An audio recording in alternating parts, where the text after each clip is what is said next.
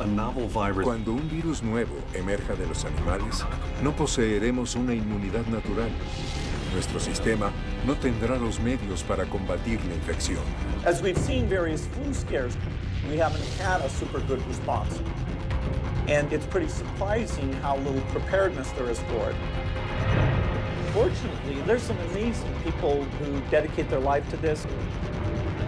Like all global problems, it's not easy to solve. But this is the greatest risk, and we're not ready. Dale, la gente se muere. Dale, y corre más fuerte, dale. A ver. Estás bárbara, sigue corriendo, ¿no? La gente se está muriendo, ¿viste? La gente se muere en todo el mundo y vos corrés. Yo me tengo que quedar acá trabajando. Pero vos, ¿viste? Salís a correr. Está muriendo gente, fuiste a la farmacia. Salame, sos un salame. Yo soy médico, papá, mirá, tengo los ambos acá. Sí, mirá, fuiste a la farmacia. Bueno, dale, te voy a llamar ahora a la policía, capo. ¡Sorete! ¡Vamos! ¡Vamos, vamos! ¡Dale! ¡Dale, corre! ¡Todo en su casa! ¡Vamos, carajo!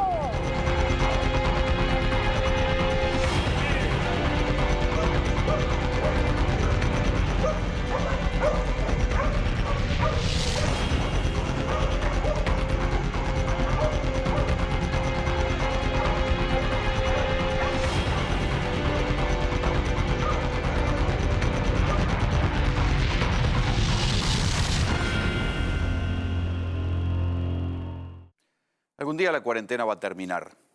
Algún día vamos a saber exactamente si fue un desastre menor o si fue una catástrofe, si lo que por ahora es una cantidad de contagiados poca, escasa en proporción a la población, va a trepar y se va a convertir en lo que estamos viendo en otros países, o si la Argentina, por aquello de que le tocó en verano y tomó medidas duras antes de tiempo, va a lograr contener la cantidad de casos.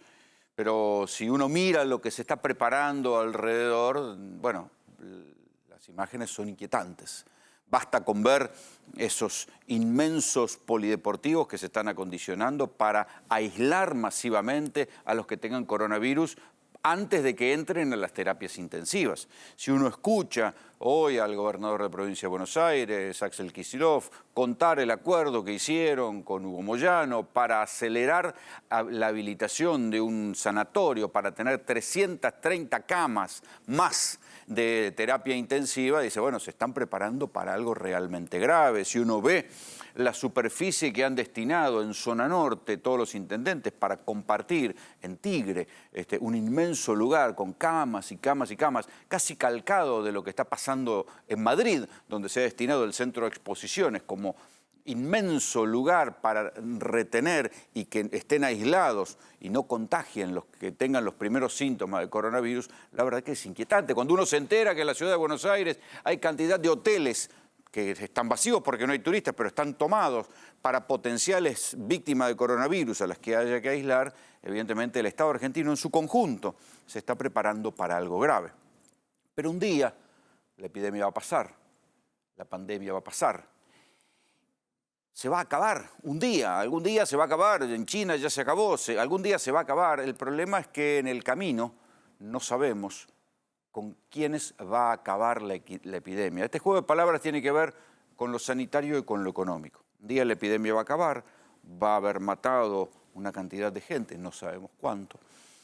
Ojalá sean pocos, pero también el desastre económico que va a provocar el coronavirus seguramente va a sacar a mucha gente de la cancha, va a llevar a muchas empresas a la quiebra, va a hacer que la economía argentina, que ya venía enferma, padezca una enfermedad peor.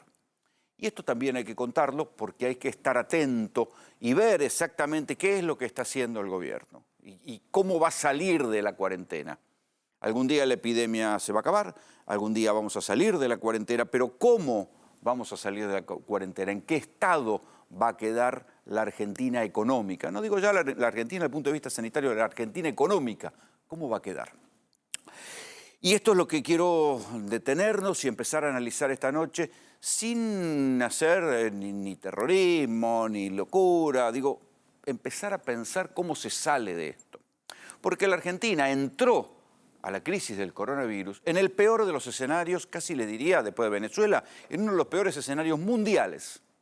Porque nosotros no veníamos como Brasil sin inflación, veníamos de una altísima inflación, veníamos de una crisis de deuda, veníamos de una caída del PBI en 2 años seguidos de casi el 5%, que fue la herencia que nos dejó Mauricio Macri. ¿Cuántas veces ustedes me escucharon hablar en estas editoriales sobre la quimioterapia que hizo Macri sobre el tejido social por habernos endeudado y por tener que pagar, como el año pasado, el 20% de todo el presupuesto argentino estuvo destinado a pagar los intereses de la deuda que había contraído Macri? Esa locura generó 2 años seguidos de caída económica, 5%, y que Macri se convirtiera en el primer presidente latinoamericano que, teniendo posibilidad de reelegir, no reeligió, perdió las elecciones en primera vuelta y por paliza. Sobre esa Argentina, coronavirus. Sobre esa Argentina endeudada y con inflación, coronavirus, y un freno de mano desesperante a toda la economía. Algunas cosas que les puedo empezar a contar de lo que está pasando con la economía. Cayó a pique, ya se sabe, que cayó a pique la recaudación nacional y de las provincias. La ciudad de Buenos Aires está recaudando, creo que ha caído la recaudación en un 70%. En todos lados la recaudación se ha caído a pique. En menos de una semana se va a ver cuáles son las empresas que pueden pagar los sueldos. Porque va a haber empresas que no pueden pagar los sueldos. Piensen solamente en los hoteles, bares, restaurantes, todo el rubro de la gastronomía. Ustedes se piensan que los restaurantes que antes tenían gente sentada en las mesas todo el día, ahora viven del delivery. No, eso va a ser, ¿cuánto? Un 15% de su facturación. Y los restaurantes viven al día. ¿Con qué van a pagar los sueldos? Ya hay miembros de la Cámara de Bares y Restaurantes que están diciendo: no podemos pagar los sueldos a fin de mes. ¿Quién va a pagar esos sueldos? El gobierno está estudiando agilizar los sistemas del REPRO. ¿Qué era el REPRO? Era un plan para empresas en crisis que tenían que presentar tanto papeles para demostrar que estaban en crisis, que finalmente nunca les daban nada, y así funcionaba en la realidad. Durante el gobierno de Macri eran tantos los requisitos que te ponían que nadie podía acceder a los REPRO, pero que te cubren solamente el salario mínimo. Cuando hay una empresa en crisis, le cubren el salario mínimo. Pero el salario mínimo, con el salario mínimo, no, esto quiere decir que a gatas el tipo que estaba laburando en esa empresa que entra en crisis y que consigue la plata del Estado solamente va a cobrar el salario mínimo. Y esto es solo lo que queda de la primera semana de cuarentena. Por eso, ya durante la semana, cuando se empezó a decir que el gobierno iba a prolongar la cuarentena hasta el 13 de abril, y todos los voceros lo estaban diciendo y todos lo damos por descontado, fíjense que todavía no terminan de anunciar porque están viendo qué es lo que pasa con lo otro, con la economía. Otros de los síntomas que se están viendo. Piensen en las pymes. Las pymes que no son actividades esenciales. Las textiles, por ejemplo.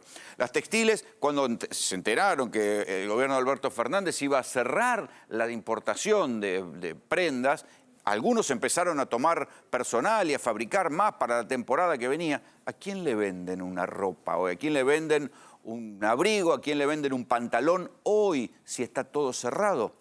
Todos los tipos que fabricaron la ropa para vender en otoño, ¿a quién se la venden hoy? ¿Qué hacen con esa ropa? Tienen que darse vuelta y le tienen que pagar al tipo que le compraron las telas. Eso es el corte de la cadena de pagos. ¿Qué va a pasar con el corte de la cadena de pagos? No se sabe. Hasta ahora, el gobierno lo que ha hecho son parches. Es decir, bueno, empezó atacando efectivamente a los problemas de los que menos tienen, y ahí hay 5 millones de personas. Reforzar la UH, por eso se vieron hoy esas colas tremendas en el conurbano de la gente desesperada que quería ir a cobrar la plata de la UH a los cajeros automáticos. Ahí está. Eso solamente la matanza, fíjense. Las colas y colas de gente que ahí no hay distanciamiento social, ni recomendación de cuarentena, nada. Esto es la desesperación de la gente que está llegando a fin de mes y no tiene un mango. Y salen a buscar la plata, la poca plata que hay. Se adelantó el pago de la UH, le están poniendo a las 2 categorías más bajas el monotributo, 10.000 pesos si tienen cuenta bancaria y de alguna manera la vayan a cobrar. Bueno, ahí están atendiendo a los jubilados, una franja, la más baja, de 5 millones de personas. Pero, ¿y más arriba? Los tipos que viven de rentas y tienen ahorros, ellos no tendrán problemas, se encerrarán en sus casas y aguantarán. ¿Y en el medio? Las pymes, por ejemplo, que viven al día, las empresas que viven al día. ¿Qué van a hacer las grandes empresas que tienen ante al menor síntoma de que algo está inseguro? Despiden. Por más que digan que, bueno, que la doble indemnización, algo las va a frenar para despedir. Pagarán la doble indemnización y despedirán, porque ese es el temor que hay hoy por hoy, y el temor es al parate de la economía. Y cuando hay parate de la economía, uno se da vuelta y dice, bueno, empieza el quilombo en la economía, te das vuelta, ¿y a dónde se traslada? A lo social. Y por eso están las miradas puestas en el conurbano. No solamente las miradas están puestas en el conurbano por lo que puede pasar en términos de bomba sanitaria. De por sí el conurbano, ya antes del coronavirus, era una bomba sanitaria. Y como les contaba la semana pasada, ahora se ve la irresponsabilidad de los tipos que cortaron la plata en la salud pública. ¿Sí? La irresponsabilidad de la gestión de Macri y Vidal cuando dijeron no, que no se hagan los hospitales, el Bicentenario total los hizo el kirchnerismo para hacer propaganda, y ahí dejaron esos hospitales que ahora tienen que salir a terminar de apuro porque puede venir el coronavirus y se pueden terminar llenando de gente, y eran hospitales que estaban en los lugares más populosos y más concentrados de la provincia de Buenos Aires, por ejemplo, 2 de ellos en La Matanza, y hoy van a ver cómo lo están intentando reconstruir ese hospital que estaba casi listo. Bueno, lo están intentando poner en marcha contrarreloj, trabajando 24 horas, día y noche, a ver si pueden reconstruir ese hospital. Pero la bomba en el conurbano no es solamente una bomba sanitaria, sino que también es una bomba social. Se equivocan los que piensan que por intermedio de las fake news que ya hay saqueos en el conurbano. No, la verdad que no, no hay saqueos en el conurbano. Lo que ha habido sí son, casi les diría, escenas del desborde o de algún grado de desborde social. El delito, al salir, al vaciarse las calles, a entrar a la cuarentena, el delito en la ciudad de Buenos Aires, por ejemplo, cayó un 90%. Me contaba un intendente que hasta anteayer tenían tasas suizas de delito, un intendente del conurbano. Me decía, mirá, es increíble, parece Suiza esto, ya no salen ni los chorros a la calle, pero de a poco empezaron a registrarse. Al cabo de la primera semana de cuarentena, empezaron a volver algún tipo de delitos al conurbano. ¿Cuáles son esos delitos? Fíjense, no hubo saqueos, sino que lo que hubo son robos piraña.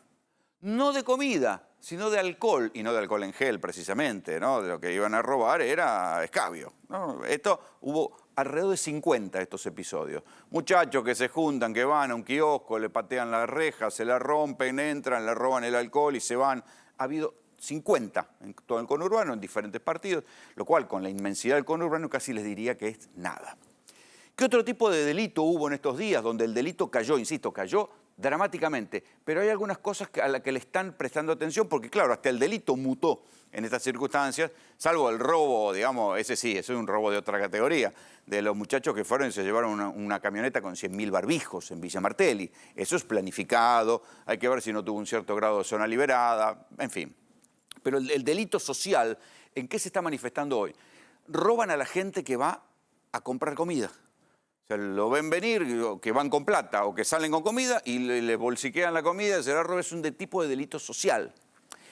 Pero el otro delito que está preocupando es lo que llaman la... A ver, esperen que lo tengo acá anotado. Es la invasión a fincas. O sea, que este es el nombre técnico que le han puesto, ¿sí? Entrada en finca, ahí está, entrada en finca. ¿Por qué? No es el escruche, que es cuando entran a una casa porque no hay nadie. Ahora la gente está en las casas, entonces no es eso. No es la entradera porque la gente no sale, no es que se le meten cuando el tipo está entrando el auto, se le meten y lo roban. No es esto. Fíjense que hay ha habido varios episodios, pocos, insisto, pero preocupante el dato, que se meten con la gente adentro. Está la gente haciendo cuarentena, esperando en la casa y de pronto le tiran la puerta abajo y se le meten y lo roban. Eso es un tipo de delito preocupante, porque la policía está patrullando y es muy fácil hoy por hoy encontrar a los delincuentes en la calle. O sea, no pueden recorrer mucho, están las mismas cámaras de seguridad, no se pueden confundir entre los autos, no se pueden confundir entre la gente, es muy fácil cruzarlos en cualquier avenida, pero cuidado con esto, cuidado con este tipo de delito que es el ataque directo a las casas. Esta es otra de las cosas que hoy por hoy está preocupando al conurbano, no mucho más.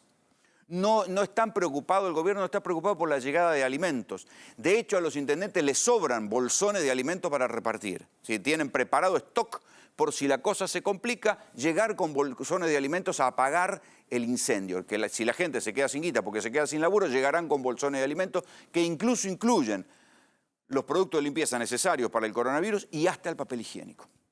El otro dilema que se está planteando en el conurbano, y por eso les digo, hay que ver hasta dónde se puede sostener la cuarentena en estas condiciones. El otro dilema es qué hacer con las villas de emergencia, porque evidentemente la gente no respeta la cuarentena en la villa de emergencia. Entonces algunos intendentes han optado por hacer algo pragmático.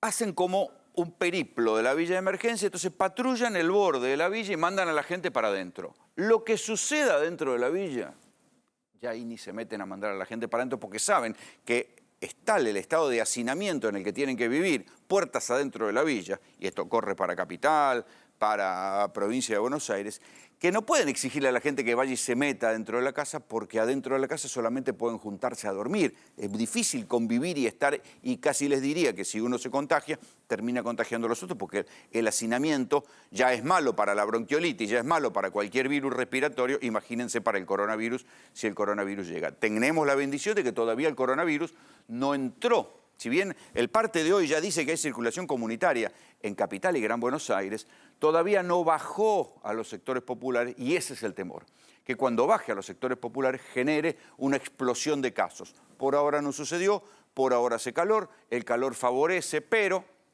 hay que tener en cuenta que llega el otoño y ahí es donde está la disyuntiva de hierro del gobierno. Si viene el otoño y el otoño agarra, que se demuestra, como se supone, que junto con otras enfermedades respiratorias el coronavirus también puede crecer en la transmisión al bajar la temperatura y al subir la humedad, ¿qué va a pasar? Porque no se va a poder prolongar la cuarentena indefinidamente. La cuarentena terminará fin de mes, después de Semana Santa.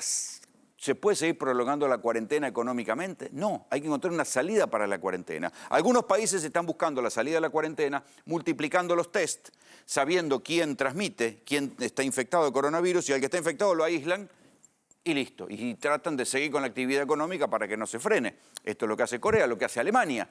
¿La Argentina va a poder hacer esto? No, porque el sistema sanitario no da. Es un desafío, tal vez lo pueda lograr, no se sabe. Pero lo que sí uno puede saber es que la cuarentena no aguanta indefinidamente. La Argentina no va a poder aguantar 2 meses de cuarentena sin que la economía se convierta en un problema peor que el coronavirus, lo cual ya es mucho decir. Entonces lo que hay que preparar es una salida de la cuarentena. ¿Cuándo se sale de la cuarentena? Ir orejeando las cartas para que la cuarentena sanitaria no termine provocando un colapso económico. Y el colapso económico se mide y se mide atentamente en el conurbano. La otra cosa a la que hay que tener atentamente y hay que cuidar atentamente, y esto nadie lo dice, pero los intendentes que conocen bien el paño del conurbano, los políticos, tienen que estar atentos y en privado lo dicen. Hoy en público nadie va a decir nada de esto, muchachos. Esto son las cosas que uno puede hablar cuando tiene confianza con ellos y hable por teléfono y yo por eso se las cuento. Es que hay que tener cuidado con las chispas que pueden encender la pradera. Muy preocupados estuvieron los dirigentes políticos cuando vieron que empezaba a haber quilombo en las cárceles. ¿Por qué hubo quilombo en las cárceles? Hubo motines, hubo 5 muertos. Digo, ¿por qué hubo este problema en las cárceles? Porque claro, los presos que dijeron, nosotros no queremos que nos traigan el coronavirus de afuera. Entonces, que no entren las visitas. Lo aceptaron. El problema es que en las cárceles, cuando no vienen las visitas, los presos tienen que comer la comida de la cárcel, que es una mierda. Entonces, ¿qué hacen? Empezaron a estar furiosos porque decían, no solo no nos dan comida, sino que nos dan cosas para limpiar. Y seguramente hubo algunos pícaros que dijeron, hagamos un motín y de paso nos fugamos a la mierda. Esto generó que en Entre Ríos, en provincia de Buenos Aires, en Santa Fe, hubiera motines muy complicados. En Santa Fe hubo motines con 5 muertos, digo, quemados, cosas que hace tiempo no se veían en la Argentina. Pero por suerte el incendio se apagó y se circunscribió ese foco. Y atención, porque hay países como Brasil donde muchas veces los estallidos sociales arrancan en las cárceles y pasan a los sectores populares y pasan a los barrios populares. Por suerte, lo que pudo haber sido un incendio rápidamente en Buenos Aires, en Entre Ríos, en Santa Fe, como sea, se logró una negociación y se apagaron los incendios en las cárceles antes que salten al común y antes que salten los muros de las cárceles y vayan a la sociedad. Pero Ahí hay que tener mucho cuidado que ese foco de incendio no se vuelva a encender. El otro foco de incendio al cual hay que estar muy atento es a los excesos en la mano dura sanitaria. Ustedes lo vieron y empezó ya, por suerte, tanto en Provincia de Buenos Aires, la gente de Sergio Berni, como en Nación, la gente del Ministerio de Seguridad, apartaron rápidamente a los vivos de la bonaerense y de Gendarmería que verdugueaban a la gente. Pero esto no está exento, digamos, cuando los policías se sienten seguros y nadie lo controla, siempre hay algunos sueltitos vivos, esto no es una instrucción de arriba, hay algunos vivos que se creen los patrones de la vereda y que tienen el derecho a verduguear a la gente. Entonces, esta es la otra cosa, ahora van a ver los videos, de la cual hay que tener cuidado porque la mano dura sanitaria que hoy la población está tolerando puede rápidamente acabarse la tolerancia el día que haya un caso de gatillo fácil. El día que alguno de estos vivos termine matando a alguien y termine matando a algún inocente y después lo quiera esconder. Entonces, cuidado, que no sea la mano dura sanitaria y sus excesos lo que termine encendiendo una chispa de bronca. Y si no, vean estos videos. A todos los ciudadanos de la provincia, les recuerda que no pueden permanecer en la bajo ninguna circunstancia. Tiene que estar en su domicilio. Por favor, que coloque a la esposa, que coloque a la esposa y lo trasladamos. Se prohíbe terminantemente la presencia en espacios públicos. Así que yo voy a pedir que me acompañen a la comisaría.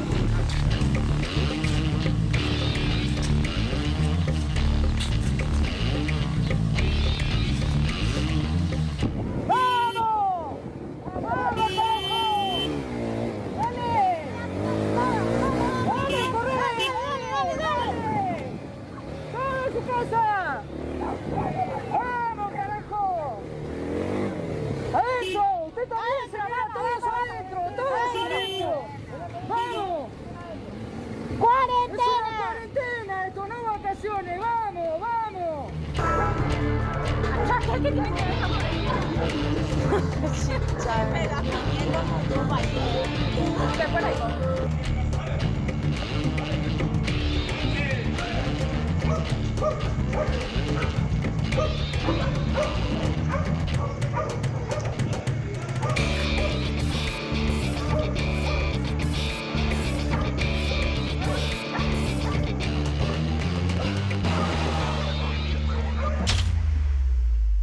Yo sé que habrá mucha gente que en pos de que se guarde la cuarentena, estas imágenes les parecerán un problema menor, pero no son un problema menor. De hecho, para el propio Ministerio de Seguridad, cuando se difundió este video, inmediatamente suspendieron a los gendarmes que habían hecho este verdugueo.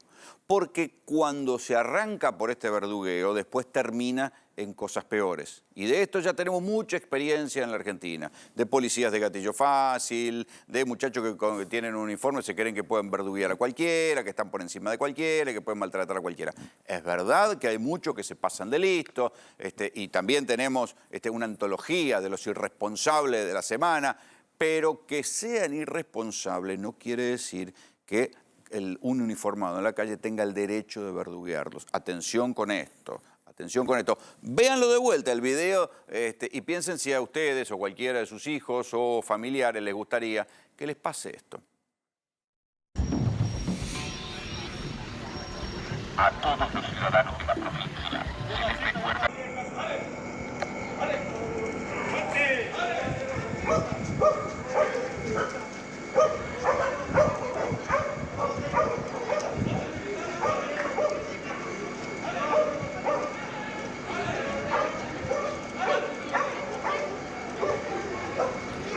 Esto fue en la Villa 1114 esta semana y así era como los mandaban a respetar la cuarentena. La verdad, innecesario. Por suerte, reaccionaron rápido y que sirva como ejemplo. Es decir, bueno, una cosa es la obligación de mantener cuarentena y otra cosa es que se zarpen y se pasen de listos, ¿sí?